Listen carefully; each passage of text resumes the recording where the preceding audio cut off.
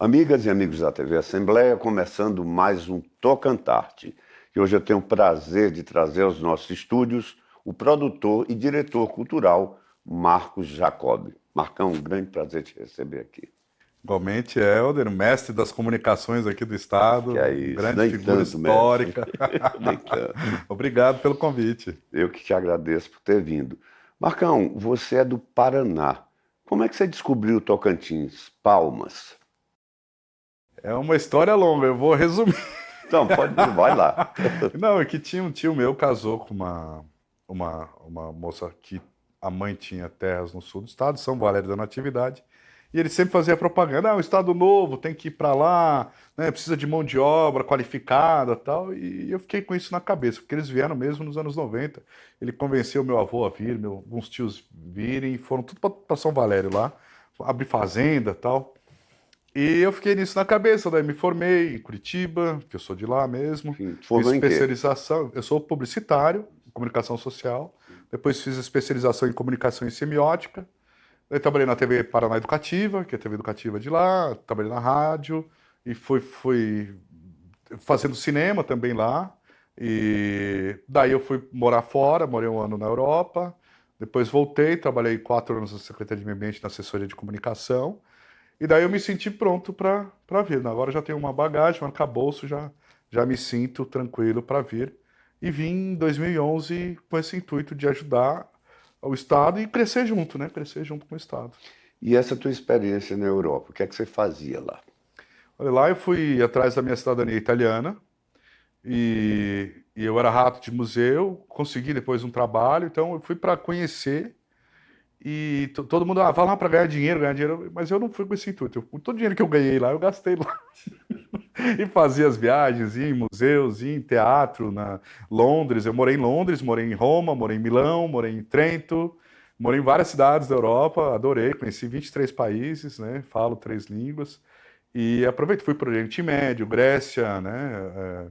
Jordânia, Síria, Turquia, e eu fui me engrandecer como pessoa, né? Conhecer os museus e a história do velho continente e do Oriente Médio, que, né, eu sou Jacob, de sobrenome, eu sou descendente sírio-libanês, também queria ver a terra tanto da Itália, da parte de mãe, quanto dos árabes da parte do meu pai, do sírio-libanês. Pois é, então você é um cidadão do mundo e acabou ancorando em Palmas, né?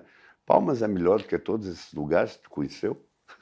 Olha, eu não digo melhor ou pior, porque eu trabalhei com português açoriano, eu fiz uma expedição no Paraná, que foi bem bacana, antes de ir para a Europa. Foi a Expedição Coração do Paraná, foi um ano viajando, a gente visitou mais de 100 municípios no Paraná, foi o maior registro, foto e vídeo documental da história. E ele falava assim, quando chegava aos lugares bonitos do Brasil, do Paraná no caso, porque aquele sotaque açoriano, melhor que a Europa, né? Melhor que a Europa. E Olha aí. realmente aqui nós temos lugares melhores que a Europa, né? O nosso rio Tocantins é riquíssimo. Nossas praias, as cachoeiras, as exceções rupestres, o Jalapão, Serra Gerais, né? Os nossos indígenas têm essa bagagem cultural que é uma cultura, a única cultura 100% brasileira, de fato, é a cultura indígena, dos 11 povos indígenas que nós temos aqui no estado, que é uma coisa que me fascina, porque eu também sou pesquisador de mitologia indígena e de cultura indígena. Então é um campo de pesquisa que, para mim, é sensacional, porque tem muita bagagem.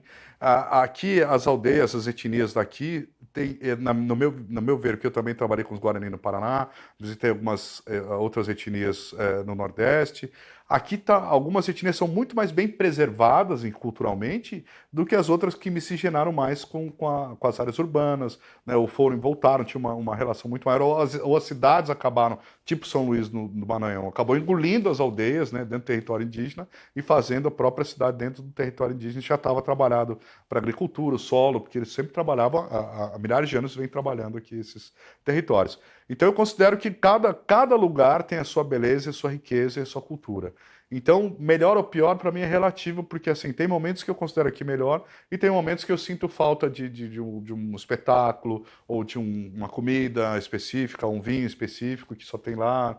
Então, mas aqui eu adoro morar aqui, né? Por enquanto, minha filha nasceu aqui, né? Já tive um casamento aqui, e tem uma empresa aqui, a Gazeta do Cerrado, fazer um jabazinho. Claro. Então, e tem uma produtora, a Raca Comunicações também, que a gente desenvolve trabalhos e projetos.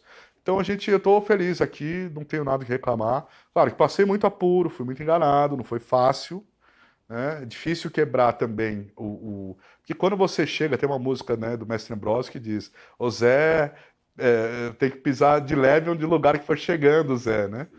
E é isso, até você, porque todo lugar é assim, né? Tem aquela desconfiança do forasteiro, e até você provar que você é uma pessoa de boa índole, né? Que tá ali para ajudar, não para atrapalhar, ou não quer roubar nada de ninguém, nem o emprego de ninguém, nem o projeto de ninguém.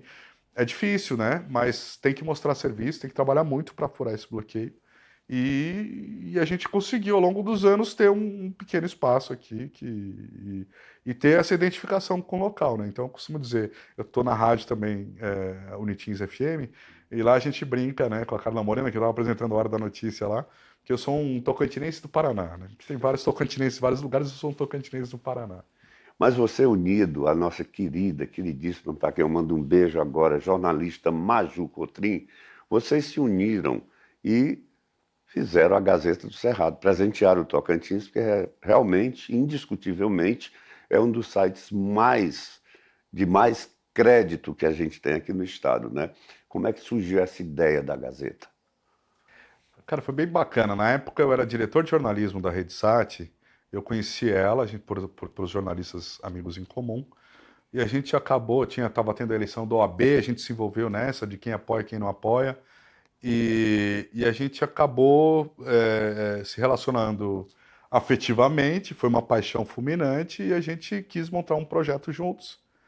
E a gente ficou na dúvida, monta uma produtora, monta um jornal, monta tal. Daí, como a gente, uma produtora custava muito mais caro, a gente optou em fazer um jornal, porque o investimento inicial, apesar de que tanto eu quanto ela, a gente na época fez empréstimo no BEM, Banco do Empreendedor daqui Olha, do estado, para poder comprar um computador novo, um celular melhor que tinha que ter.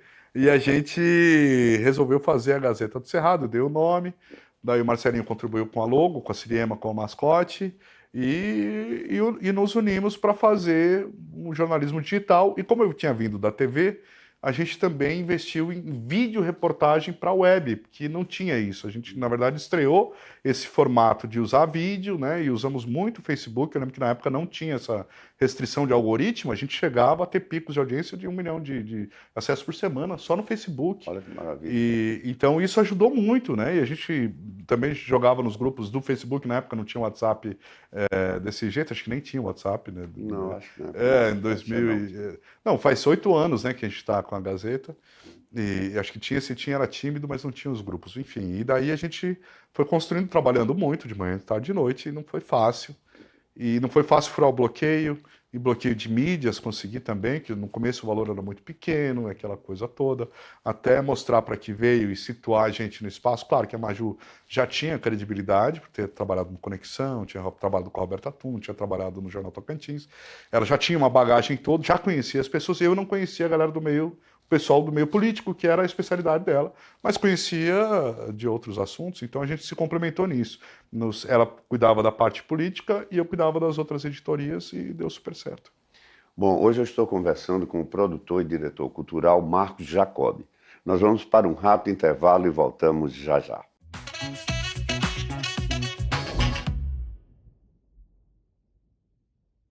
Voltamos com o Tocantarte e hoje eu estou conversando com o diretor e produtor cultural Marcos Jacob. Marcão, no bloco anterior você falou a respeito das 11 etnias indígenas que existem aqui no nosso estado do Tocantins.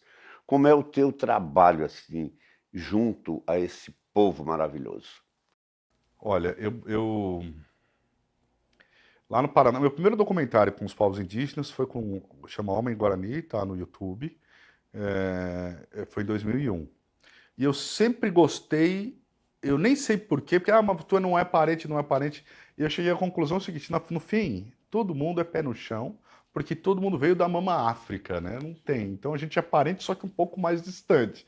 E só que eu sempre valorizei, eu fui tipo um ufanista de cultura nacional raiz, né? Então eu gosto daquela moda de viola, gosto do samba originário, do carimbó, né, das músicas regionais, né, o fandango, tanto o fandango gaúcho quanto o fandango paranaense, que é da rabeca, e o adufo é um pandeirão de couro de cachorro antigamente. Então, eu sempre gostei. E a cultura indígena, por eu ser escoteiro também, e ter aprendido a arte da sobrevivência na época, também era uma coisa que me causava uma admiração muito grande, porque eles conseguem viver de uma forma mais harmônica. Tanto que eu tenho uma teoria que diz que o ápice da evolução da humanidade são os povos indígenas. Porque eles conseguem viver da natureza, sobreviver. Se a aldeia está muito grande, eles criam outras aldeias, chamam um parente aqui, um tio ali, um amigo ali, vamos formar outra aldeia? Vamos. É um sistema de povoamento de inteligência, porque quando a aldeia fica muito grande, o cacique, o pajé acabam não tendo tempo de atender as demandas de todo mundo, e eles vão fazendo esse sistema de povoamento. Claro que cada etnia tem o seu sistema, né, de aldeia, de liderança, de escolha de lideranças, mas aqui é um prato cheio para mim que cheguei e fui pesquisar. Eu fiz uma especialização na UFT de Miracema, que é Cultura e História dos Povos Indígenas, base em antropologia, para poder justamente trabalhar e me aprofundar mais sobre a teoria, para poder saber como chegar nos povos de fato, para poder trabalhar com documentários, trabalhar com materiais infantis e trabalhar com isso, o registro e o repasse dessa cultura que o povo brasileiro não conhece, o povo do mundo não conhece. Às vezes tem lá, esses dias devolveram um manto Chacriabá, que estava há 3 séculos lá na Áustria, e devolveram esse manto maravilhoso que era utilizado ritualisticamente. O André Demar, que é meu companheiro do programa Originários da Rádio, falou que ainda tem outros 10 mantos lá na Europa. Então a Europa preserva a nossa cultura e a gente não preserva a nossa cultura. E a gente não conhece a nossa mitologia, não conhece como é que é o nome do Deus, né? A gente sabe o Deus Tupã, que é dos Guarani, mas e dos outros 300 povos que nós temos no país, ainda vivos, dos 500 que tínhamos quando os portugueses invadiram aqui o Brasil. Então, com base nisso, eu comecei a pesquisar, passei no edital de Blanc, daquele outro 2021, com um projeto para um documentário chamado Lendas do Cerrado. Foi meu primeiro longa-metragem, inclusive, está registrado, com CPB. E a gente pesquisou os 4 maiores povos indígenas do Tocantins. Os Craôs, a Pinagé, os Inancarajá, do lado de lá do Bananal, que tem a Pinagé de cá, e os Aquém, Xerente aqui de Tocantina. E daí eu perguntei para eles a cosmologia de qual que era a mitologia ou a cosmologia de criação de cada um desses povos, explicando de onde eles surgiram, né? Que nem a história de Adão e Eva para o cristianismo, a gente foi pesquisar com os povos indígenas aqui. E eu fui muito bem recebido. Claro que só entro com convite, quando você tem que chegar com respeito, você tem que fazer uma relação, né, com os povos para poder chegar. E essa relação às vezes demora meses, anos para você conquistar. Às vezes é o que eles querem dizer, não o que é de fato, né? Eles têm essa peneira. Então, é que nem nós, né? Vai receber alguém na nossa casa, a gente tem que conhecer a pessoa. É a mesma coisa eles lá, né? E chegar com respeito. E para combater também o preconceito, que muita gente diz, os povos indígenas é tudo vagabundo, não trabalha. Eu falei, como assim? Eles são tão vagabundos quanto um agricultor, porque eles sobrevivem da terra, da pesca, plantam a mandioca, colhem a mandioca, constroem as próprias casas, né, fazem as próprias plantas medicinais. Então eles têm farmácia, têm mercado, têm água potável, que eles só ficam perto de rio, e agora a gente está ameaçando a contaminação das águas dele, né, que a gente tem denúncias de povos, até na Gazeta do Cerrado, segunda-feira, agora os xerentes estão dizendo que não conseguem tomar água do rio Tocantins porque está contaminada. E a mesma coisa os javaés, a gente recebeu no começo do ano um vídeo com mais de 1000 peixes mortos, porque a água deles está contaminada, né? Então, eles conseguem sobreviver de forma autônoma. Isso também é uma coisa que eu valorizo. E por que eu falei a utopia da evolução da espécie? Porque depois que passou dos povos indígenas e que se aglomerou nos centros urbanos, a gente começou a ter a ganância, a soberba, uns ao outro, o trabalho escravo, e isso ultrapassou os limites da boa convivência e ultrapassou o limite do que eu considero como evolução, que é viver em harmonia entre os pares e entre o meio ambiente, né? Porque para que a gente vai ter uma cidade sem árvores se sabe que ela vai esquentar? Né? Ou se sabe que... Ou por que a gente vai ter uma diferença salarial tão grande se a pessoa mais baixa não vai conseguir comprar o tênis que eu tenho que comprar para o meu filho, que eu compro para o meu filho, e ele vai querer me assaltar? Então a gente, nesse sistema, eu acho que a gente passou do ponto da evolução e desevoluiu mesmo tendo as facilidades e as modernidades da vida que nos permite, né? Então, nós temos também uma colega, a Maria Soares, que ela é muito focada nessa questão indígena. A própria Eva Pereira também é outra, né, que se aprofunda cada vez mais nessa temática aí. Esse foco que você tem e que as meninas têm também, você acha que eles levam vantagem comparadas a outras produções, no caso das leis federais que estão agora em evidência no Brasil? Eu não entendi se leva vantagem. Eles Não, eu digo são assim, beneficiados pelos projetos, é isso que quer dizer? não, não beneficiado, eu digo se chama mais atenção, no caso, do que, sei lá, o romance, enfim, outros temas. O indígena, O tema ele indígena. é valorizado em relação a isso? Olha, ele não é tão valorizado porque tem um preconceito muito grande em cima da Isso, temática. é aí que eu queria chegar. E a forma como são tratados também alguns documentários, tem documentários que ganham. Teve um aqui que foi gravado com os Craô, que foi Chuva na Terra de não sei o que, aquela história de um menino que ia virar pajé, não queria virar pajé, fugiu para a cidade e tal. Esse ganhou Cannes, foi maravilhoso. Então tem alguns filmes, e a forma de tratamento como você trabalha essa questão pode ser atraído, porque assim, a gente está competindo com filmes blockbusters. Esses dias atrás eu vi aquele Velozes e Furiosos 10. Sabe qual que é o orçamento do Velozes e Furiosos 10? Que nem é um filme da marca. Bilhões. 340 milhões de dólares. Pois é, bilhões de reais. Passa 1 bilhão de Passa reais. o bilhão de reais. Como é que a gente vai competir? E a gente daí está falando, o público que mais consome cinema e que vai às salas de cinemas é o público jovem, de 12 a 25 anos, que é o que mais preenche bilheteria, que vende bilheteria. Então a gente tem que disputar um filme super produzido, com sequências rápidas, planos sequências rápidos. Até para dar um abraço, eu estava contando, foram 10, 12 enquadramentos para o cara dar um abraço numa senhora lá, sendo que só uma câmera aproximando já daria certo. Mas eles querem implementar o ritmo de filme de ação até numa cena que era uma cena de carinho. Então, porque dentro do filme, claro, Velozes e Furiosos. E a gente aqui no Brasil, a gente não tem condição financeira disso. A equipe pode até ter, né? Porque se você tiver um dinheiro, você contrata, manda vir o cara de efeitos especiais, ou o cara de não sei o quê, dá um treinamento, chama o cara para ser um consultor. Você consegue, com dinheiro, contratar qualquer pessoa do mundo inteiro. Tanto que tentaram trazer o Coppola para fazer, o Guilherme Fontes, trouxe o Coppola, levou para o Rio, não, eu quero que você dirija tal filme e tal. O Coppola veio, analisou, falou, bicho, e o que ele respondeu para o Guilherme Fontes foi o seguinte, não, cara, vocês têm condição de fazer esse filme, vocês não precisam de mim. Mas a questão dele era o quê? O nome dele tem uma penetração mundial. Isso a gente ainda não tem. E daí a gente estava falando com o diretor do filme Cidades Invisíveis, o Sérgio de Carvalho, que esteve aqui, que ele mora no Acre, é paulista, aliás, mora no Acre há muito tempo, há 20 anos, e ele fez o filme foi para Cannes, ganhou Gramado, né? Então, e eu falei, e a gente discutindo também com as distribuidoras. Tá, mas qual que é o problema por exemplo, Mussum teve o ano passado, estreou, e não teve tanto público, né? E a gente só, os filmes nacionais que dão público são os filmes de comédia, né? Por que os filmes mais sérios, como o seu, de Noites Alienígenas, que fala sobre a questão do tráfico de drogas no Acre, né? E das mortes de jovens, ou da Eva Pereira, que fala sobre assédio sexual infantil, né? Então, por que esses filmes não têm uma penetração e uma pegada maior? A questão principal é formação de plateia e trabalhar o público desde a infância. Então, a nossa proposta de pensadores de cinema, do audiovisual principalmente, mas serve para qualquer arte, é que seja incluída dentro da temática transversal nas escolas.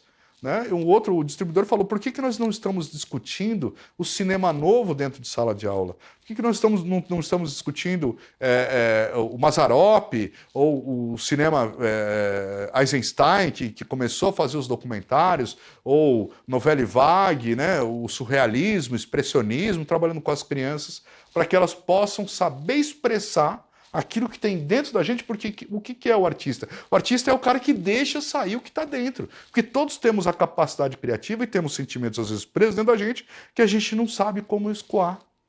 E às vezes desconta até de maneira errada, ou no álcool, ou na violência, ou em determinadas coisas. E a arte serve para quê? Para a gente externar aquilo que está dentro da gente. Então, se a gente achar as formas de externar através das artes, a gente consegue, mas isso tem que trabalhar as crianças. E não pôr elas em cada um no seu quadrado. Eu sou contra esse cada um no seu quadrado. Primeiro que a gente mora numa esfera. E essa esfera não é uma para cada um, né? Todos fazemos parte um do outro. A gente está num ambiente que o ar que saiu do meu pulmão, você está respirando logo ali. A gente está um envolvido dentro do outro, um dentro do outro, que é um sentimento, é uma forma de pensar já indígena também, né? Porque a oca é circular também, muitas delas, tirando a zinã, do zinã, que é em forma de cobra, que acompanha o rio, que é também, daí vem uma outra, o zinã é o povo das águas, que, né, segundo a cosmologia deles, eles moravam no fundo do rio Araguaia, o Berrocan, que é o nome original do rio, e teve um portal que se abriu e eles saíram pelo portal e foram passear pelo mundo. E eles ficaram um tempinho, só que o tempinho deles é outro, né? Para conhecer tanta coisa legal. Quando foram voltar, o portal já estava fechado e eles foram colonizar ali as terras, né? Então, essa é só uma das mitologias que a gente pesquisa. Hoje eu estou conversando com o produtor e diretor cultural Marcos Jacob. Nós vamos para um rápido intervalo.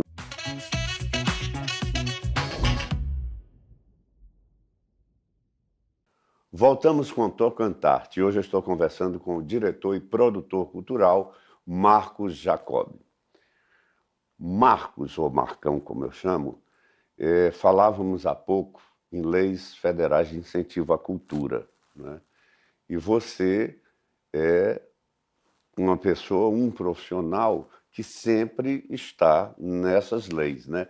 Como que funciona isso aí? Que tipo de trabalho você faz? Você elabora os projetos só para você ou você abre para os outros também que não sabem elaborar? Esse processo dos editais, tem editais para cinema específico, da Ancine, tem editais agora que teve o Paulo Gustavo, agora tem o Aldir Blanc, Política Nacional do Aldir Blanc. Esses no começo eu fazia só para mim, que para mim, para a produtora, para minha sócia, né, os projetos que a gente queria desenvolver, até porque a gente sempre trabalhou muito, não tinha muito tempo. Mas como a minha proximidade dos povos indígenas aqui, eles acabaram me pedindo para escrever para eles. E a gente começou a escrever e faz. E a gente abriu um instituto, que é o Círculos Instituto de Economia Criativa, para poder também ser uma incubadora de projetos. Então, quem quiser vir e fazer parte, pode vir, a gente trabalha junto, ou a gente elabora também. Então, virou uma outra profissão de elaborar projetos para quem precisa. E se quiser fazer a parceria, a gente faz, ou se quiser que só escreva o projeto, a gente escreve, daí tem a remuneração, né? São duas fontes diferentes, mas eu gosto de fazer esse trabalho com os povos originários porque eles não têm condição, não têm internet, né? Fica muito difícil, então eu sempre ajudo no que eu posso para isso. Mas aonde tiver espaço, ou se alguém precisar, pode contar com a gente. Pois é, inclusive é bom salientar aqui, para quem não sabe, que essa Política Nacional de Blanc, a PNAB, ela vai perdurar por 5 anos. E já estão tramitando lá por Brasília para ver se vai para 10 anos, não é isso? Então, é uma pena que nós já estamos em outubro e as inscrições da Lei Aldir Blanc II terminaram, agora há pouco. Então, para quem não sabe, olha aí, pode procurar, porque é um excelente profissional, viu? Vocês já vão pensando aí para procurar Marcos Jacob. Como é que te acha?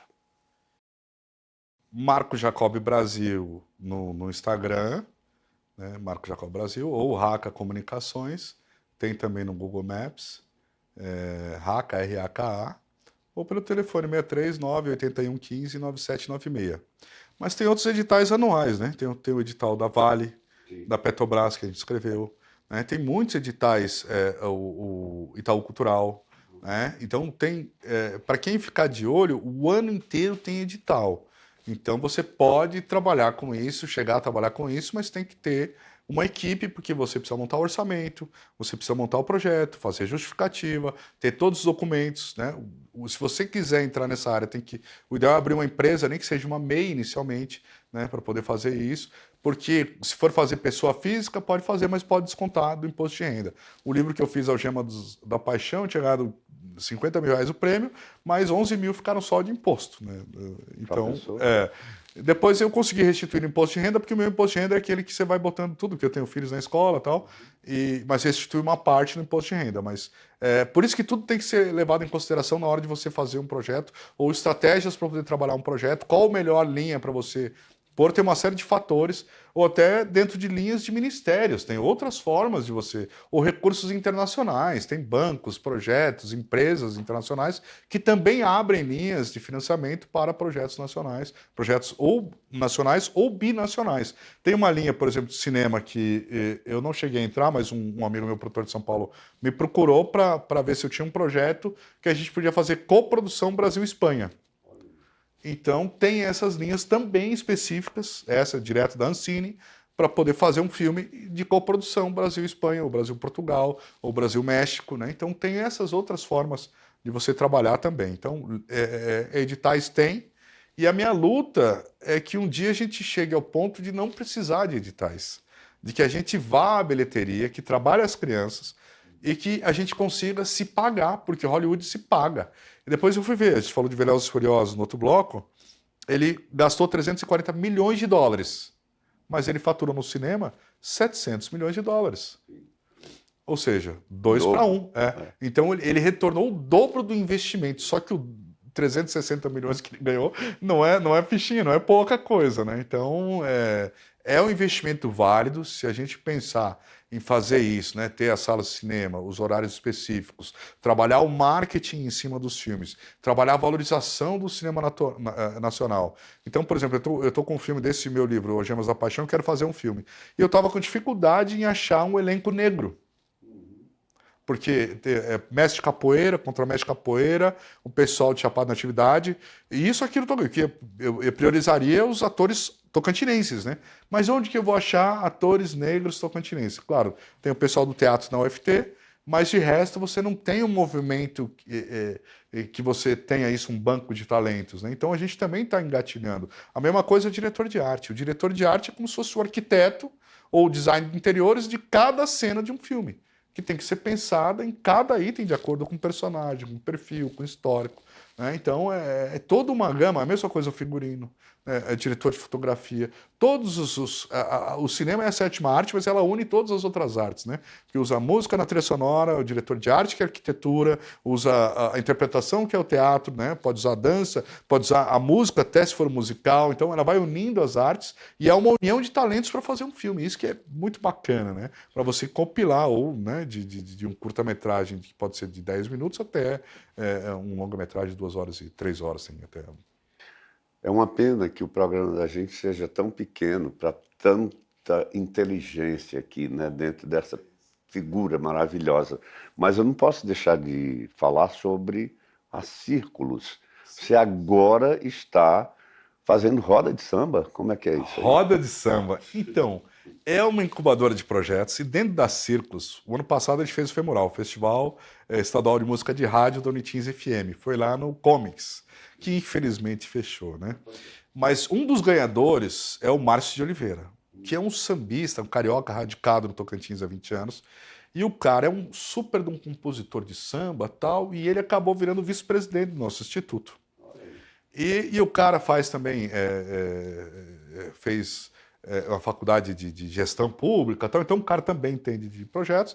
E eu tinha um projeto que queria ensinar as crianças a compor em samba, fazer roda de samba, e tem o Samba da Vela em São Paulo, e eu acabei indo em julho no Samba da Vela em São Paulo, aniversário de 24 anos do Samba da Vela, que era toda segunda-feira, os compositores e autores de São Paulo tocam sambas autorais numa roda de samba maravilhosa. E daí essa ideia dele acabou dando, né, dentro do grupo, a gente criou esse evento chamado Samba no Toca, Samba no Tocantins, ou na Toca, né, no caso, e para estimular os compositores tocantinenses e quem reside aqui a apresentarem seus trabalhos. Primordialmente é isso. Mas, claro, tem a rodinha de samba, tem samba de terreiro, samba de partido alto, né? Tem um pagode. E daí fica uma grande roda de um ritmo genuinamente nacional brasileiro. Então, onde tem raiz brasileira, eu tô junto. Pois é, agora mesmo, mês passado, mês de setembro, vocês lançaram isso aí lá no Pé de Caju, né? É, o pé Vai, de caju. pois é, vai ficar fixo lá ou vocês vão levar para outros lugares? A priori, a gente foi muito bem recebido pelo pessoal do Pé de Caju, que abriu as portas, combinou, trouxe mesa, trouxe o sócio com as esposas para ajudar a gente e tal. E a priori é lá. Mas nada impede que, se o evento precisar ir para um espaço maior, ou fazer uma edição especial numa praia, por que não, né? Fazer um pé na areia, Pé na né? areia. Por que não? Então, assim, é um projeto que está incubando, a gente está começando, a gente quer também pôr numa dessas leis, para poder trazer, inclusive, porque o Samba da Vela já se propôs a apadrinhar o projeto e vir aqui fazer show, assim como o pessoal dos compositores lá do Rio também já se propuseram a vir e fazer aqui, apadrinhar.